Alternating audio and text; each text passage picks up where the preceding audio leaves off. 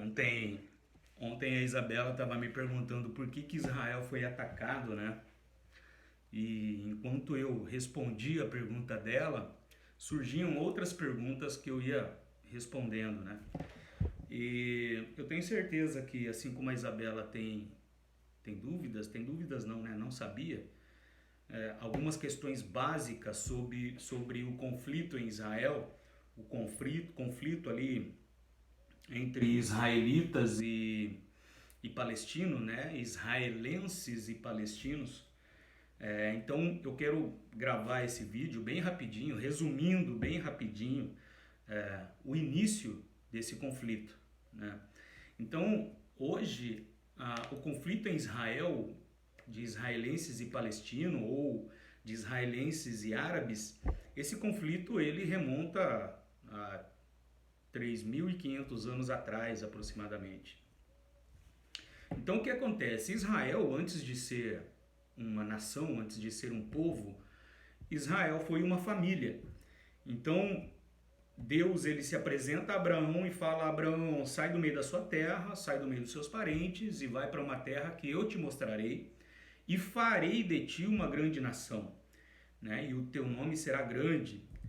E Deus dá uma promessa a Abraão dizendo: Abraão, eu abençoarei os que te abençoarem e amaldiçoarei os que te amaldiçoarem.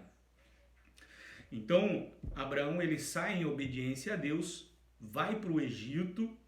Lá ele tem alguns problemas, volta e começa a perambular. E Abraão chega nessa região que hoje é Israel, né? E Deus promete a Abraão dizendo: essas terras darei aos teus descendentes, né? Então Deus promete a Abraão dar aquelas terras aos seus descendentes. Então Abraão ele tem uma promessa, e uma das promessas de Deus é que Deus daria a Abraão e a Sara um filho. E isso aos olhos humanos seria impossível, porque Sara era estéril. Então a idade se avançou, tanto Sara quanto Abraão entraram em um acordo e consentiram em que Abraão tivesse um filho com a sua escrava ou com a sua serva chamada Agar. Essa Agar foi um presente dos egípcios a Abraão quando Abraão passou pelo Egito. Então ele ganhou de presente uma serva. E Abraão teve um filho já, depois de muito tempo, teve um filho com essa serva, porque eles acharam que a promessa de Deus não se cumpriria. Então nasce Ismael. Só que depois de um tempo, Deus faz com que Sara dê à luz e tenha um filho, e esse filho se chama Isaac. Então aí já começa o primeiro conflito, porque Sara agora com o filho da promessa de Deus, porque Ismael não foi da promessa de Deus, foi um arranjo que Abraão fez. Então ali começa agora o conflito, porque Sara determina que Agar com o seu filho Ismael fosse embora, né? Porém Agar era temente a Deus, e Deus faz promessas a Agar e a Ismael quando eles estão no deserto quase morrendo, depois que Sara mandou eles embora. Deus faz promessas a Ismael que dele também teria uma grande nação. Então, de Ismael, filho de Abraão, nasce os ismaelitas, né? Um povo que não é o povo de Deus, né? Que não é o povo da promessa, digamos assim. Porém, de Isaac, né? Agora sim, Isaac, filho da promessa de Deus, Deus vai fazer uma grande nação. E de Isaac com Rebeca, sua esposa, nascem dois personagens importantes na história de Israel, que é Jacó e Esaú. Jacó e Esaú. E antes mesmo deles nascerem, já existia um conflito dentro do ventre de sua mãe. Então Deus ele diz que o maior servirá ao menor, segundo o texto sagrado, o texto bíblico, o maior servirá o menor. Então, tecnicamente, quem nasce primeiro, eles eram gêmeos, né? Jacó e Esaú eram gêmeos.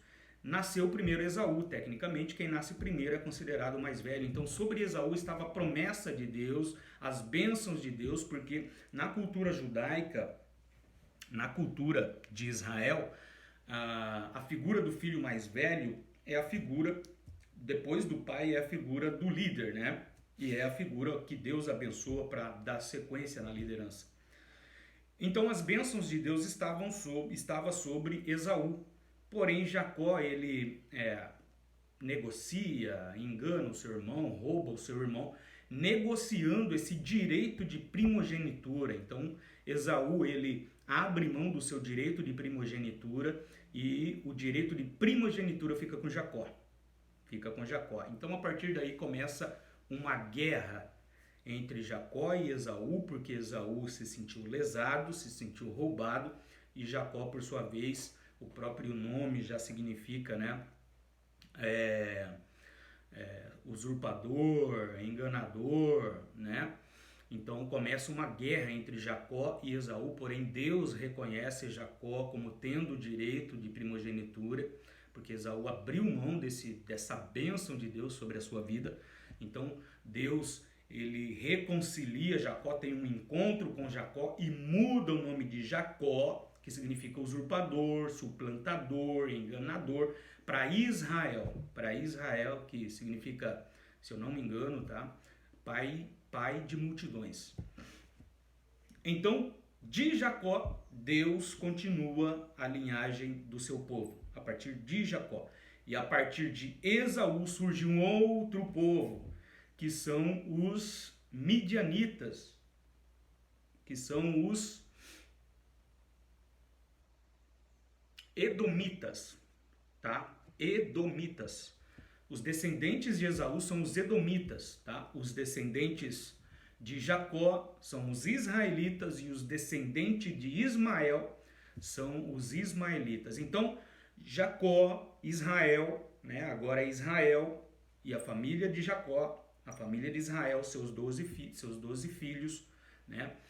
Eles estão agora no meio de duas outras famílias que a relação entre eles não são boas, essa relação conturbada por causa da história, né? Então, a partir de Jacó tem 12 filhos, eles são levados, eles são obrigados a irem para o Egito. Lá no Egito, essa família cresce, se transforma num clã, e eles ficam durante 400 anos no Egito, 430 anos no Egito, e lá eles se transformam em um povo. Então, depois de 400 anos que Jacó foi para o Egito, Deus levanta Moisés, tira esse povo, o povo de Israel, que era escravo no Egito, tira eles do Egito e manda para aquela terra que Deus havia prometido para Jacó, para Abraão, lá no início, quando Deus prometeu a Abraão fazer dele uma grande nação e prometeu a ele dar aquelas terras. Então Deus pega o povo, né, de Israel e manda para aquelas terras que Deus havia prometido a dar. Havia prometido a Abraão: aos teus descendentes darei essa terra, né? Então, desde então, Israel habita, na época o texto bíblico chama de uma terra que mana leite e mel, ou Canaã, né? Desde então Israel habita nesse lugar. Desde então Israel toma posse desse território, porém os conflitos nunca cessam. E a partir de Ismael e a partir de Esaú surgem vários outros povos: os edomitas, os midianitas, amalequitas, os sodomitas, né?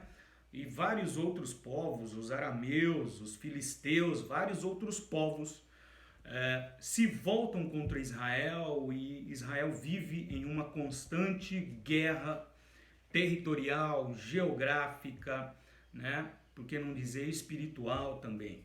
Então, ali começa todo o conflito em Israel, e se hoje Israel ele é rodeado por todos esses outros povos, né? E tem um conflito intenso, por causa das promessas de Deus sobre Israel, e uma das promessas de Deus sobre Israel é o seguinte: abençoarei os que te abençoarem, e amaldiçoarei os que te amaldiçoarem. Então existe uma bênção sobre a nação de Israel, existe uma proteção especial, uma bênção especial sobre a vida de Israel, embora haja muitas discussões sobre antiga aliança, nova aliança, contudo é perceptível que politicamente, geograficamente, militarmente, né, Israel é muito superior a todos esses outros povos, economicamente, belicamente, Israel é muito superior e todos esses outros povos se unem para combater Israel, para exterminar Israel. Existem ideologias antissemitas, né, que buscam o extermínio total de Israel, e se hoje os árabes se unem e fazem convocações através dos alto-falantes de suas mesquitas, convocando os povos árabes a combater Israel, é porque todos esses povos, biblicamente, eles não têm a promessa de Deus sobre as suas vidas, né? Historicamente, eles não têm a promessa de Deus. Quem se arrepende e quem reconhece Israel como povo de Deus e se converte a Deus pela fé, eles recebem sim a promessa de Deus que está sobre Israel. Mas isso é uma questão de entendimento teológico, espiritual, mas historicamente é dessa forma que surge o conflito em Israel, que surge toda essa instabilidade hoje no Oriente Médio, é resultado de toda essa história, né? Israel foi exterminado por Roma no ano 70 depois de Cristo, cada um se espalhou pelo restante do mundo, porém em 1948, né, foi novamente instituída a nação de Israel lá na Palestina, e um brasileiro fez uma grande diferença nessa história, porque Osvaldo Aranha, um diplomata brasileiro, esteve presente e ele foi quem abriu, né? Ele foi quem direcionou, comandou a reunião da ONU nesse dia em que o Estado de Israel voltou a existir. Existe uma discussão se o voto do Osvaldo Aranha, do brasileiro, foi um voto decisivo. A verdade é que não sabemos, porque alguns historiadores, algumas fontes dizem que Osvaldo Aranha teve um poder decisivo, um voto decisivo que possibilitou a existência do Estado de Israel agora recentemente em 1948, e outros dizem que não, que o voto dele não foi decisivo, foi simplesmente um voto a mais e que Israel voltou a existir porque houve maioria de votos na ONU, né, na Organização das Nações Unidas, votando se Israel voltaria a existir como nação ou não. Tá? Mas a verdade é que aquela região de Israel, a Palestina, pertence a Israel por um entendimento espiritual, bíblico, teológico. Aquela região pertence a Israel e nós assim o cremos. Fique aí com esse resumo. Espero poder ter colaborado com vocês. Dá um joinha, faz um comentário ali, coloca o que você acha aí nos comentários aí. E Deus abençoe a cada um de vocês. Um abraço.